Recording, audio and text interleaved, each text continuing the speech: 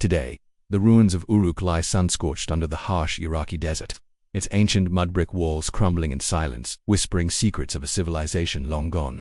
But travel back 6,000 years, and this desolate site transforms into something extraordinary, a vibrant metropolis, surrounded by fertile marshlands, swaying palm groves, and the life-giving waters of the Euphrates. At its peak, Uruk was home to over 50,000 people, making it the largest city in the world at the time. It wasn't just a city, it was the cradle of civilization. Here, writing was born. The first monumental stone buildings were raised. Towering ziggurats touched the heavens. Cylinder seals were rolled across clay, leaving marks of ownership, power, and identity.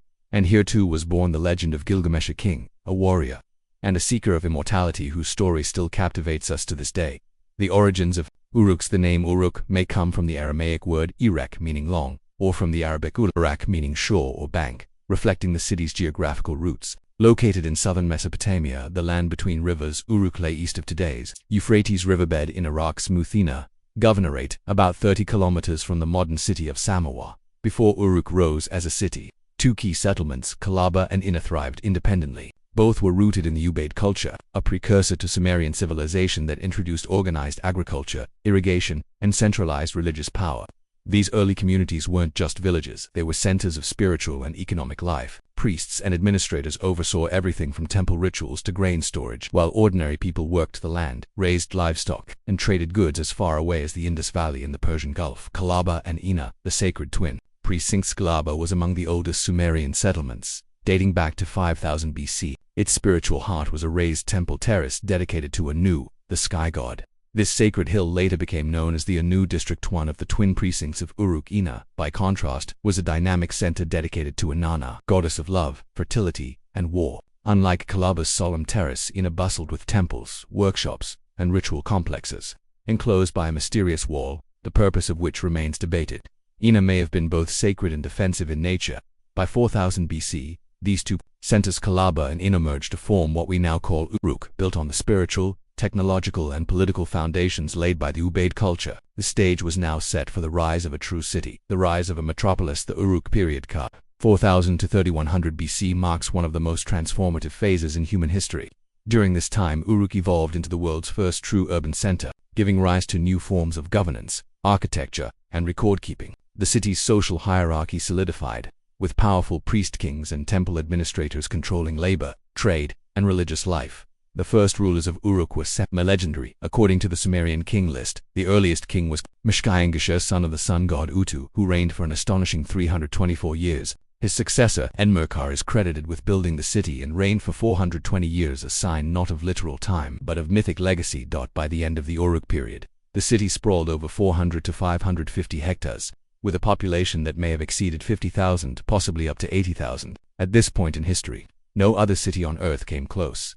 The agricultural engine. Agriculture was the heart of Uruk's power. The people worshipped Ninurta, the god of farming and healing, and developed highly advanced irrigation systems, canals, levees, reservoirs to tame the flood-prone Euphrates. These innovations enabled year-round farming and helped produce surpluses of barley, wheat, dates, and legumes. Domesticated animals like sheep, goats, and oxen provided meat, milk, and labor. These surpluses allowed for specializations, scribes, priests, and merchants, creating a complex and layered society. Temples doubled as economic centers, managing grain distribution and organizing massive labor projects. The earliest writing system, protocuneiform, emerged to track all of this: goods, workers, taxes, and trade. The diet and trade of an ancient city. Uruk citizens enjoyed a surprisingly rich diet. In addition to grain and livestock, fish from rivers and marshes were abundant.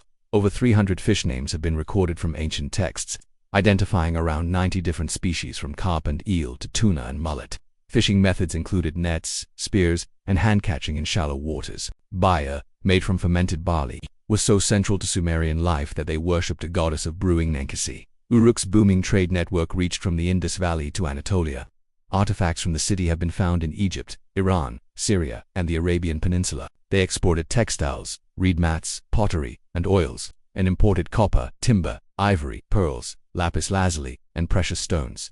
All of this trade was based on value exchange. There was no coinage yet. Urban planning and architecture. Uruk's architecture was monumental. The city was divided into two main precincts in it, and Onu, each centered around temple complexes and ziggurats. These towering structures symbolized the link between heaven and earth and served as the political and religious centers of city life. Uruk's layout was carefully planned, with designated zones for housing, administration, crafts, and worship.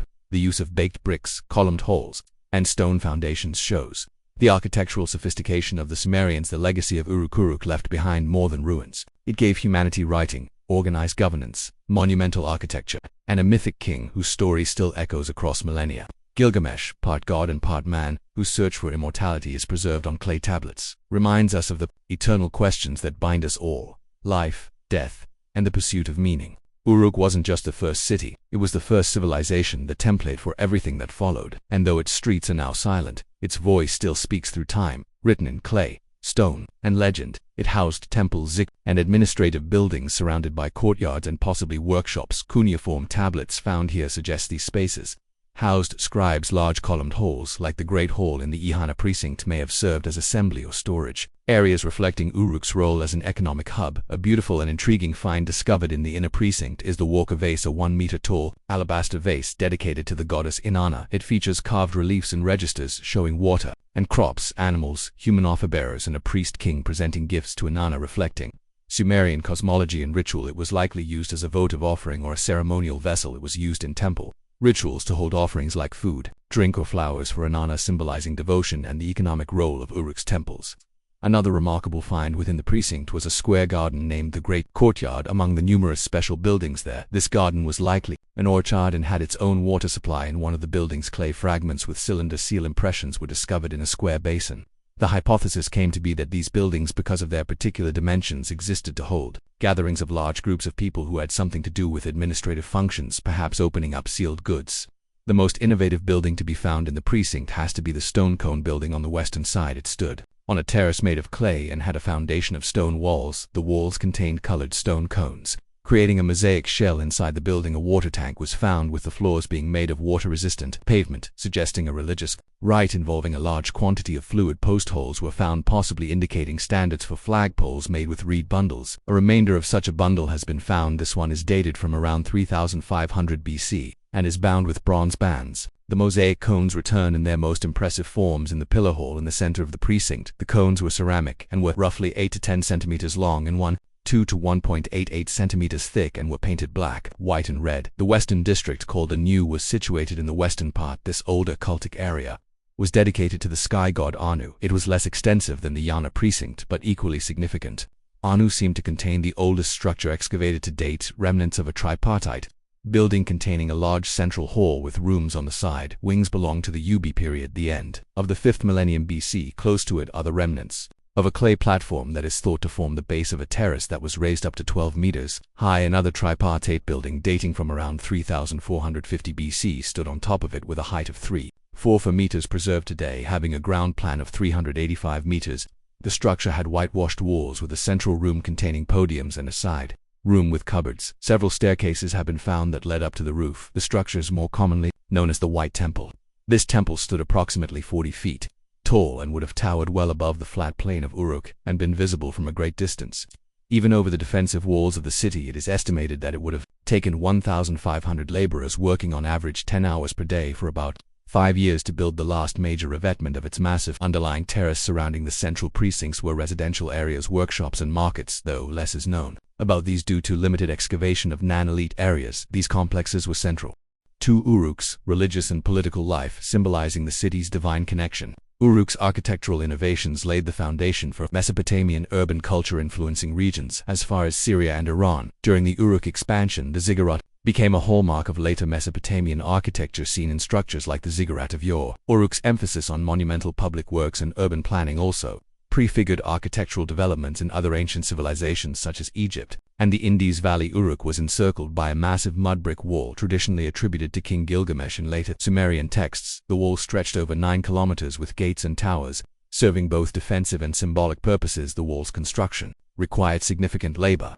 indicating centralized authority and resource management from the king and his priests. Canals connected to the Euphrates River facilitated irrigation, water supply, and drainage, critical for sustaining the city's population. In agriculture, these canals also influenced the city's layout, creating a network that integrated urban and rural areas. Houses in Uruk for the common people were typically single-story mud brick structures with flat roofs made with reed mats or wooden beams arranged around central courtyards. A standard house consisted of multiple rooms, opening onto a courtyard which served as a communal space for cooking and socializing. Rooms were small with thick walls to insulate against heat. Elite houses were larger with more rooms and sometimes decorative elements like painted plaster. The standard house design from Mesopotamia actually remains fairly consistent from the beginning of the Uruk period through to the Akkadian period. Uruk is rightfully remembered for its groundbreaking inventions, many of which still shape our everyday lives. First and foremost, the early evidence of the wheel dates to the Uruk period in around 3,500 BC, but not for transportation as you may be thinking, but for pottery making. In fact, the earliest known physical evidence of a transport wheel comes from a bog in what is now Slovenia, where it likely spread from copper mining cultures in the Carpathian Mountains. The early Uruk pottery wheel was likely a simple low platform mounted on a pivot or axle rotated manually. Unlike modern foot-powered wheels, it required the potter or an assistant to spin it. A lump of prepared clay was centered on the wheel's flat surface. The potter used hands or tools to mold the spinning clay, pulling it upward and outward to form vessels with smooth, symmetrical walls. Once shaped, the pottery was dried and fired in kilns. Another Uruk innovation to harden it for use. The iconic beveled rim bowl is a hallmark of this period. These coarse conical vessels were likely used for ration distribution, possibly for workers in emerging urban centers. Their standardized form suggests centralized production to support a growing labor force. There were also spouted jars used for pouring liquids, possibly in trade or ritual contexts, and fine-ware thin-willed vessels for elite or ceremonial use. Uru pottery was generally less ornate than earlier Ubaid wares, prioritizing function over aesthetics. Decoration when present included simple incised patterns, applied bands, or painted geometric designs. The shift to planar pottery reflects the focus on mass production for practical purposes, though finer wares for elites often retained more intricate designs. Another of the Sumerians' most influential inventions was the cylinder seal, dating as far back as 400 BC. These weren't simply decorative objects, they were vital tools in the administrative machinery of early Mesopotamian society, often associated with temple institutions.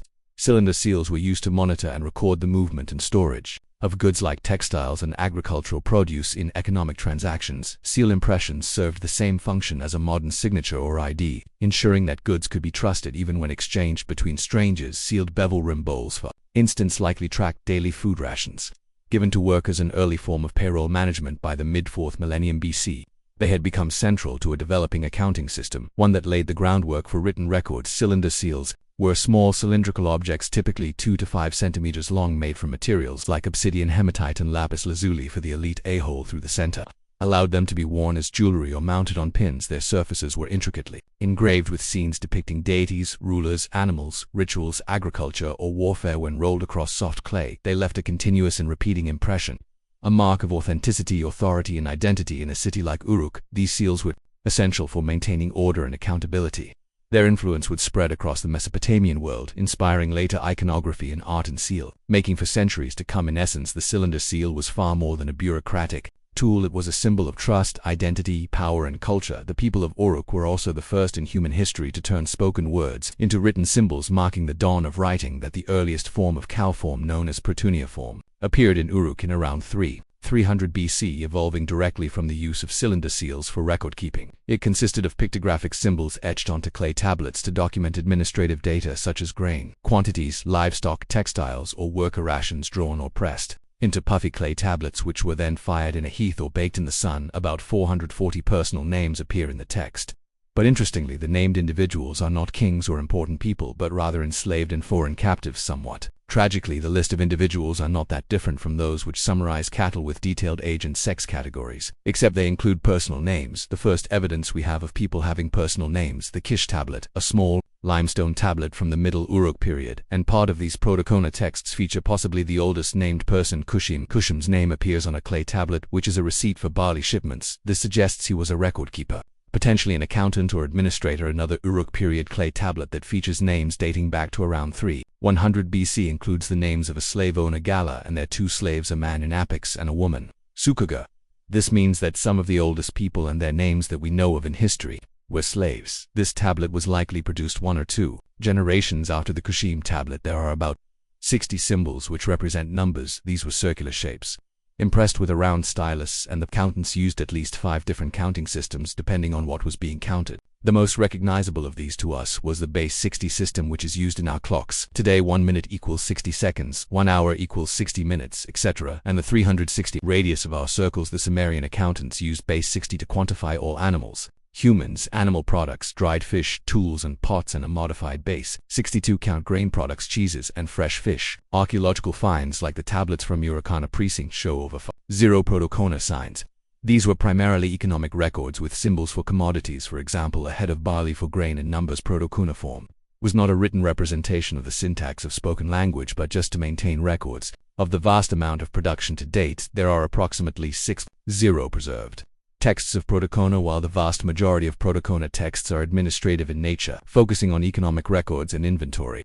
They also include other types of texts. Some of the oldest texts ever found in protocuneiform list the ingredients involved to brew 3 different varieties of beer. The idea of protokona itself almost certainly evolved from the ancient use of clay tokens as far back as 500 BC. During the Neolithic era, people recorded information about their agricultural goods, including domestic animals and plants, in the form of small clay tokens. Clay tokens were used to store and communicate information about goods in ancient Mesopotamia. For example, cones might represent small measures of grain spheres. Larger measures and cylinders might represent sheep, serving as a universal system that transcended language barriers.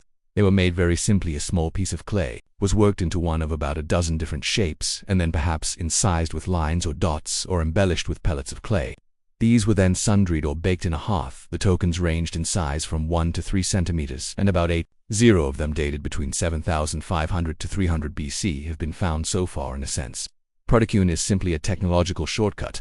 Instead of carrying around clay tokens by the time of the appearance of fully fledged cuneiform, meaning wedge-shaped in Latin, some 500 years after the introduction of protokona, the written language has evolved to include the introduction of phonetic coding symbols, which represented sounds made by the speakers. The transition from protocuneiform to cuneiform reflects a shift from a rudimentary record-keeping tool to a sophisticated writing system, capable of capturing complex language and ideas. This evolution supported the administration of empires, the preservation of literature, and the spread of knowledge across ancient civilizations, laying the foundations for written communication in the Near East. Also, as a more sophisticated form of writing, cuneiform allowed the earliest examples of literature, such as the legend of Gilgamesh and various bragging stories about rulers. Among these, the Epic of Gilgamesh stands out as one of the earliest and most enduring works of literature, offering profound insights into human nature, mortality, and heroism. The Epic of Gilgamesh, inscribed in cuneiform on clay tablets, primarily in Akkadian with earlier Sumerian versions, is a cornerstone of world literature dating back to around 2100 BC in its standards form, with roots in older Sumerian tales from around 2700 BC. Originating in Mesopotamia, it tells the story of Gilgamesh, the semi-defined king of Uruk, in his journey from arrogance to wisdom through friendship, adventure, and confronting mortality. Gilgamesh 2:3 how God and 1/3 man is a powerful and tyrannical king who rules Uruk. The gods create Enkidu, a wild man who lives among the animals, to challenge Gilgamesh and curb his excesses. Enkidu is civilized by Shamhat, a temple prostitute, and thereafter Enkidu becomes Gilgamesh's loyal companion through sexual initiation. Between he and Gilgamesh, they undertake adventures including slaying Hannibal, the fearsome guardian of the cedar forest, after Gilgamesh refuses Inanna, the Lady of Heaven's proposal of marriage. Inanna, angered, seeks vengeance by convincing Anu, the sky god, to release the bull of heaven. They defeat the bull, but the gods, enraged by Gilgamesh and Enkidu's defiance, decide that one of them must die as punishment. Enkidu, a powerful friend and companion, is chosen to die from a fatal illness, consumed by grief and fear of mortality. Gilgamesh embarks on a journey to find the secret of eternal life, guided by the goddess Siduri and aided by the ferryman Ushanabi. Gilgamesh finds Atnat-Pishtim, the survivor of the Great Flood, who's been granted immortality by the gods after a challenging journey across the waters of death. Utnap-Pishtim shares the story of the flood and offers Gilgamesh 2 chances at eternal life, one by staying awake for 6 days and 7 nights. However, Gilgamesh fails this test and falls asleep. The second chance, Utnapishtim then tells Gilgamesh about a special plant that can restore youth located at the bottom of the sea. Gilgamesh retrieves the plant, but while he's sleeping, a snake steals it and gains its own youth and immortality. So both chances for eternal life fail. Gilgamesh returns to Uruk, where he reflects on his life and the importance of leaving a legacy through his deeds in the city he built, where he lies dead on a couch of sighs and is never to rise again, indicating his passing due to the natural causes of old age. Beyond the Epic of Gilgamesh, Uruk's cuneiform tablets preserved other Sumerian poems that enriched the literary tradition. For example, the Enmerka and the Lord Aratta celebrates Uruk's ingenuity, through the mythical invention of writing, while Luganda in the mountain cave and Luganda and the Anzu bird glorify the heroic deeds of Gilgamesh's father. Additionally, poems like Inanna and Ebi and the Descent of Inanna highlight the divine power of Uruk's patron goddess, showcasing cuneiform's versatility in capturing myth, heroism, and religious devotion. Here is the translated excerpt from the poem of Lugalbanda and the Anzu bird, to give you a sense of its poetic style and content. The Anzu bird descended, wings like thunder roar, its lion eyes ablaze, its voice a mountain's call. O Luganda, kind one who honored my young, speak your heart's desire, let my wings bear it forth. Lug Galbander stood heart steadfast and spoke, grant me speed like the storm to race where none pursue. The Anzu mighty breathed power upon his frame, and like the wind he flew to Uruk's destined path. Sumerian poetry often uses parallelism-rich descriptions and formulaic phrases. The cuneiform tablets preserve this lyrical quality, though the original Sumerian would sound rhythmic and chant-like when performed. One topic we've touched on but haven't yet explored in depth, and one that deserves special attention due to its profound influence on nearly every aspect of life in Uruk, is the city's mythology and religious beliefs. Their mythology and religious beliefs were foundational to their society, shaping daily life, governance, and architecture.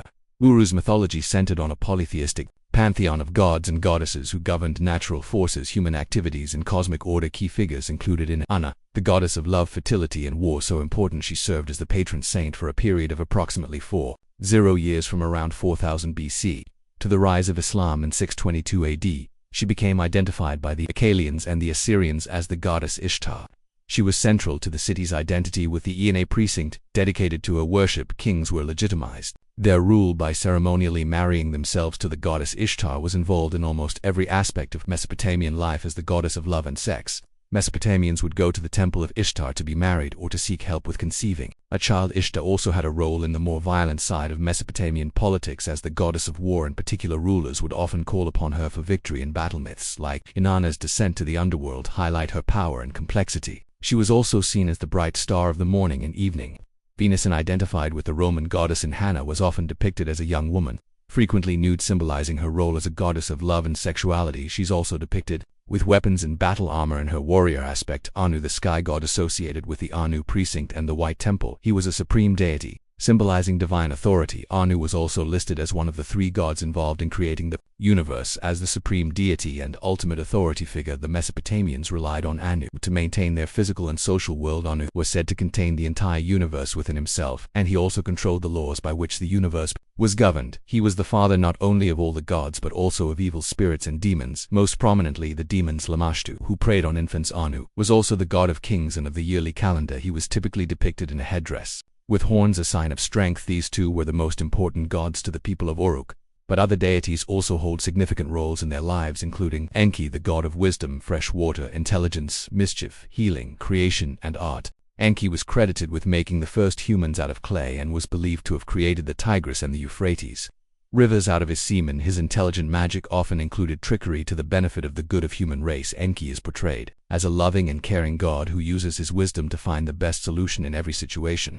He was seen as compassionate in nature, with a desire to nurture humans. As the god of wisdom, Enki was often called upon by individuals who needed advice, or by administrators and kings seeking the wisest course of action. Iconography depicts Enki as a bearded man wearing a horned cap and long robes as he ascended the mountain of the sunrise. Enlil was primarily the Mesopotamian god of air, earth, and storms. However, he was also believed to have control over the fates, and his commands were unalterable. He was listed with Anu and Enki as one of the three gods involved in the creation of the universe. However, Mesopotamians viewed Enlil as a god of both destruction and creation, as they believed that this deity was primarily responsible for natural disasters and catastrophes. In the Epic of Gilgamesh, Enlil is responsible for sending the great flood that almost wipes out humanity. Enlil was typically depicted wearing a horned helmet or cap, often with multiple pairs of ox horns.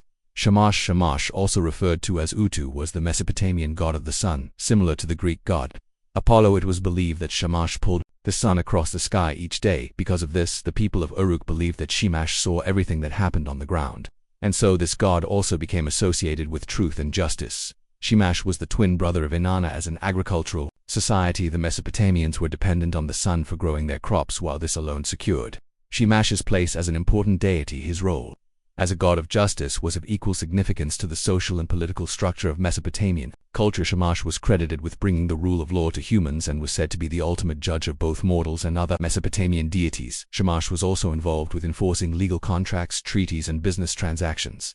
Some scholars believe that the Code of Hammurabi, one of the oldest legal codes in human history, was meant to be a contract between King Hammurabi and the god Shamash. She was depicted as an older man with light emanating from his shoulders. Nana was the Mesopotamian god of the moon, referred to as Sin in some texts. This god was one of the oldest deities in their pantheon. In addition to his primary role as a lunar deity, Nana was believed to have the ability to see the future and to control the destinies of mortals. As a result, this god was heavily associated with magic and rituals in particular. Nana was linked to divination, astrology, and omens, as divination and observation of omens was central to their belief systems, and because religion was often integrated into Mesopotamian politics. Nana also had influence over issuing verdicts in legal disputes and was often called upon to illuminate the truth. He was commonly depicted with a crescent moon as his main symbol. Local gods, nature, spirits, and ancestral figures were also worshipped, often tied to agriculture and fertility. Uruk's religious beliefs were deeply animistic and anthropomorphic. Viewing the world as animated by divine forces, the gods controlled the cosmos, and humanity's prosperity depended on pleasing them. Through rituals, offerings, and obedience, temples were seen as the gods' earthly homes. A priest-king likely served as an intermediary between humans and gods, performing rituals to ensure divine favor. Daily and seasonal rituals involved offerings of food, animals, and goods, as seen in the Walk of Vases depiction of processions, festivals possibly tied to the harvest, or in Anna's cult, where communal events. Moral behavior was tied to fulfilling social and religious duties. Beliefs about the afterlife were vague in the Uruk period, but later Sumerian texts suggest a shadowy underworld. In Sumerian belief, the underworld was a dark, shadowy realm where souls went after death, ruled by the goddess Kigal. It was not a place of punishment, like later concepts of hell, but a gloomy, dusty domain where the dead lived in a dim existence, eating clay and drinking dust, unless offered libations by the living Uruks. Beliefs evolved from earlier Neolithic animism, when natural forces were personified. The fertile yet unpredictable Euphrates River-shaped beliefs in gods controlling water and agriculture. Floods and harvests were seen as divine acts necessitating rituals for stability. The transition to urban life amplified the role of organized religion to manage resources and social cohesion. Uruk's trade networks with regions like Iran and Syria introduced ideas from neighboring cultures, enriching its pantheon and rituals. For example, Inanna's cult may have parallels with other fertility goddesses. The rise of centralized authority in Uruk in around 3800 BC led to the formalized religion, with temples like those in the Anna and Anu precincts serving as economic and spiritual hubs. The invention of cuneiform writing about 3300 BC enabled recording of religious practices. Religion permeated an aspect of life in Uruk, influencing social structure, economy, and daily activities. Myths likely explained natural phenomena, societal roles, in the city's divine favor, while written myths from Uruk itself are scarce due to the early development of cuneiform, which mostly only wrote down agricultural and trade down later. Sumerian texts such as the Epic of Gilgamesh suggest oral traditions of heroic and divine narratives were prominent and passed down generations. As Uruk grew to levels never seen before in the ancient world, it developed a complex bureaucratic system to manage its economy, religious activities, labor, and social order. At the helm was the a priest-king who blended religious and political authority. This figure, often depicted in long robes and a shepherd's cap, mediated between humans and gods, ensuring divine favor for Uruk's prosperity. He is shown undertaking rituals such as feeding sacred flocks, hunting lions with arrows and spears, and even punishing humans. Central to their role was the sacred marriage ritual, where the end symbolically married Inanna, Uruk's patron god of fertility and war, to secure agricultural and societal prosperity and legitimize rulership. The priest-king also oversaw sacred herds, symbolizing the city's wealth and divine protection. Supporting this leadership was a class of high priests, scribes, and elite officials who managed temple operations. The Ina precinct, dedicated to Inanna, and the Anu precinct, honoring the sky god Anu, served as bureaucratic hubs. These temples controlled vast lands, labor, and resources, acting as redistribution centers for agricultural surpluses, such as barley, dates, and beer, allocating rations to workers, priests, and elites. Elites received larger shares, while laborers got rations to maintain social hierarchies. Large-scale projects such as building the city walls, ziggurats, and canals required mobilizing labor. The bureaucracy assigned these tasks along with providing rations, as evidenced by tablets listing worker groups. Scribes were also pivotal, using the early writing system, protocuneiform, to record transactions, inventories, and labor assignments on clay tablets. Excavations in the Anna precinct uncovered thousands of these tablets, revealing a specialized administrative class cylinder. Further standardized economic control, standard weights and measures were also invented in the Uruk era, which ensured consistency in trade, taxation, and resource distribution. Stone or clay weights, often spherical or cylindrical, were used to measure goods like grain or metals. These weights followed standardized units, likely based on the base 60 ml system. Later Sumerian texts reference units like the mina, approximately 500 g, likely rooted In Uruk's practices, standardized vessels like beveled rim bowls measured grain or beer rations. Tablets record units like the silla, approximately 1 liter for liquids and grains. Land measurements for fields used units like the iku, approximately 600 square meters, inferred from the later texts, but likely originating in Uru's irrigation management. Mathematics and accounting enabled Uruk to manage surplus labor and trade, while uniform weights and measures fostered trust in transactions, laying the groundwork for Mesopotamia's economic system. This integrated system of writing, sealing, and accounting was so effective that it shaped Mesopotamian administration for over 30 years, influencing regions from Sumer to the broader Near East. Like many great cities of antiquity, Uruk experienced a slow, steady decline that marked the end of its Senate at its peak around 2900 BC. During the early dynastic period, Uruk stood as one of the most sophisticated and populous cities in the world. However, by the end of the 4th millennium BC, its regional influence began to wane, initiating a prolonged and drawn-out descent from dominance. Despite its extraordinary contributions to civilization, Uruk could not escape the tides of change after centuries of persistent warfare across Mesopotamia with local rival city-states such as Lagash and Amma over resources like water and land. Sargon of Akkad, the first emperor of the Alian Empire, conquered most of Uruk, absorbing it into his expanding realm as a provincial capital within the empire. Uruk lost its political independence and much of its former prestige, but it wasn't just warfare which caused Uruk's gradual decline. Environmental degradation also played a crucial role around 2250 BC. A severe drought swept the region, combined with the long-term effects of salinization caused by intensive irrigation. Agricultural productivity plummeted as salt built up in the soil. Grain yields steadily declined. By 1700 BC. They had dropped by as much as 65%. The once thriving heartland between the Tigris and Euphrates slowly transformed into a sparsely populated land, much of it reduced to grazing pastures for nomadic pastoralists after the Akkadian Empire fell in 112 BC due to the invasion of the Guthians, an illiterate and nomadic mountain tribe who ruled Sumer and did not have a conducive rule for agricultural record-keeping. The Guthians then caused a severe famine and skyrocketing grain prices caused a revolt. Utahinal, a governor of Uruk, led the rebellion, driving the Gutian king Trigon from the region. After defeating the Gutians, Utahinal established himself as the king of Sumer. In his victory, he described himself as the great man, king of Uruk, king of the 4 quarters of the world. Unfortunately, in the 7th year of the kingship, he tragically died in an accident when inspecting a dam, and was then succeeded by the governor of Ur-Nama as the king of Sumer. He was thus the only king of the 5th dynasty of Uruk, together with the 3rd dynasty of this period, saw Uruk come under control of the Uruk dynasty. Ur-Nama then began the reconquest of Sumeria, and under his son Shuli the Sumerians has re-established their rule over much of the area previously controlled by the Akkadian Empire. The Neo-Sumerian period lasted for about 100 red years. It is sometimes referred to as a renaissance in the Sumerian civilization, and in particular the Old Sumerian language. It was certainly a period of intense activity with the reconstruction of roads and cities and the reestablishment of order over the countryside. It was during this time the Ur-Nama began the construction of the great ziggurat completed by his son Shuli around 2004 BC. The 3rd dynasty collapsed due to invasions, notably by the Elamites and the Amorites, who were seeking to expand their own influence and control in the region. The Elamites, allied with the prominent city of Susa, sacked both and Uruk in 2004 BC.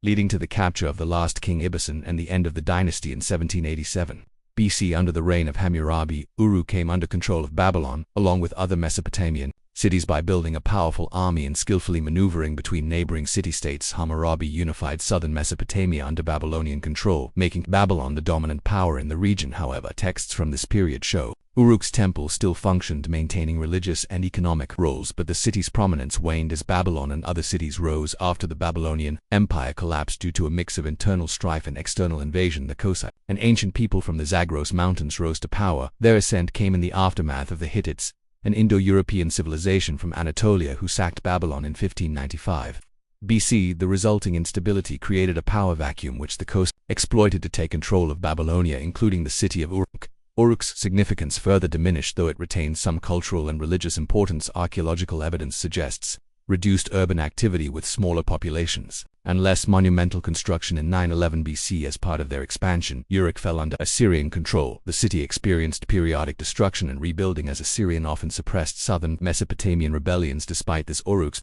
religious institutions persisted, and it still remained a center for Sumerian and Akkadian scribal traditions. During the years 911 to 612 BC, under kings like Nebuchadnezzar II, Uruk saw a revival. The Inner Temple was restored, and the city served as a religious and economic hub. Cuneiform texts from this period document Temple activities, land management, and scholarly work, including astronomical observations after Cyrus the Great conquered Babylon in 539 BC.